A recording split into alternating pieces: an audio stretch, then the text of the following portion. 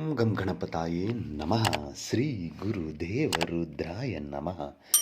ಎಲ್ರಿಗೂ ನಮಸ್ಕಾರ ಸ್ನೇಹಿತರೆ. ನಾನು ನಿಮ್ಮ ಪ್ರಕಾಶ್.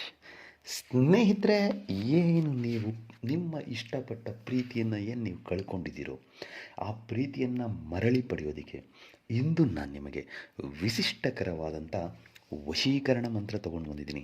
ಅದನ್ನು ಹೇಗೆ ಮಾಡಬೇಕು, ಯಾವತ್ತು ಮಾಡಬೇಕು ತಿಳಿಸ್ಕೊಡ್ತೀನಿ.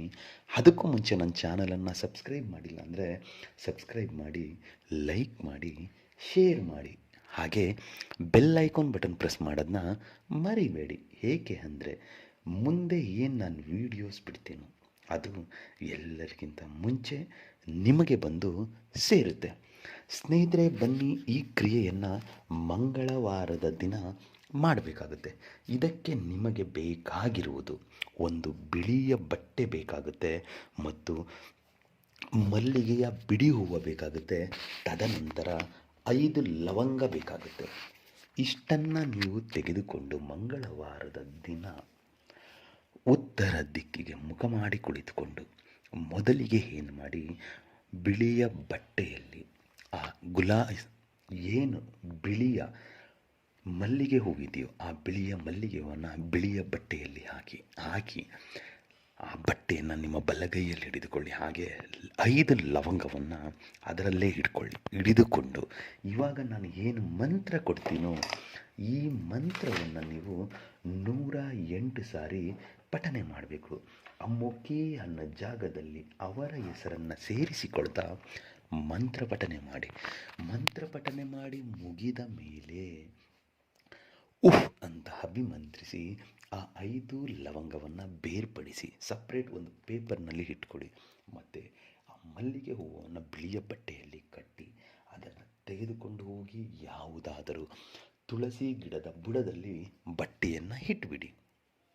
ಆ 5 ಲವಂಗವನ್ನು ತೆಗೆದುಕೊಂಡು ಹೋಗಿ ಅದನ್ನು ಪುಡಿ ಮಾಡಿ ಇಟ್ಕೊಂಡು ನಿಮಗೆ ಯಾರು ನಿಮ್ಮ ವಶ ಆಗಬೇಕು, ಯಾರ ಪ್ರೀತಿ ನಿಮಗೆ ಬೇಕೋ, ಯಾರ ಪ್ರೀತಿಗೋಸ್ಕರ ನೀವು ಹಂಬಲಿಸ್ತಾ ಇದ್ದೀರೋ ಅಂತಹವರಿಗೆ ಈ ಲವಂಗವನ್ನು ಊಟದಲ್ಲಿ ಮಿಶ್ರಣ ಮಾಡಿ ಕೊಟ್ಟುಬಿಡಿ. ಅವರ ಏನಾದರೂ ಆ ಊಟ ತಿಂದಿದ್ದೇ ನಿಜ ಆದಲ್ಲಿ ಖಂಡಿತ ಅವರು ನಿಮಗೆ ವಶೀಭೂತರಾಗ್ತಾರೆ. ಒಂದು ಸಾರಿ ಅವರು ನಿಮಗೆ ವಶೀಭೂತರಾದ ಮೇಲೆ ಮತ್ತೆ ಯಾವುದೇ ರೀತಿಯ ಸಮಸ್ಯೆಗಳು ನಿಮಗೆ ಉದ್ಭವ ಆಗೋದಿಲ್ಲ, ನಿಮ್ಮನ್ನು ಅವರು ಬಿಟ್ಟು ಹೋಗೋದಿಲ್ಲ.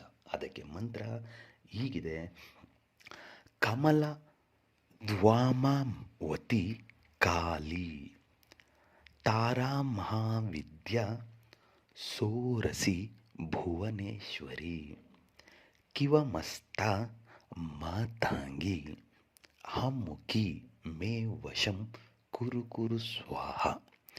ಮಂತ್ರ ಇನ್ನೊಮ್ಮೆ ಹೇಳ್ತೀನಿ ನೋಡಿ ಸ್ನೇಹಿತರೆ.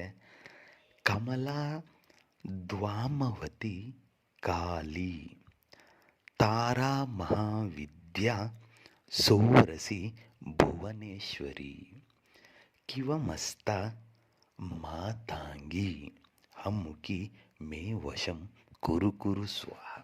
ಅಮ್ಮುಖಿ ಅನ್ನೋ ಜಾಗದಲ್ಲಿ ಅವರ ಹೆಸರನ್ನು ಸೇರಿಸಿಕೊಳ್ತಾ ಮಂತ್ರ ಪಠನೆ ಮಾಡಿ ಖಂಡಿತ ರಿಸಲ್ಟ್ ಸಿಗುತ್ತೆ.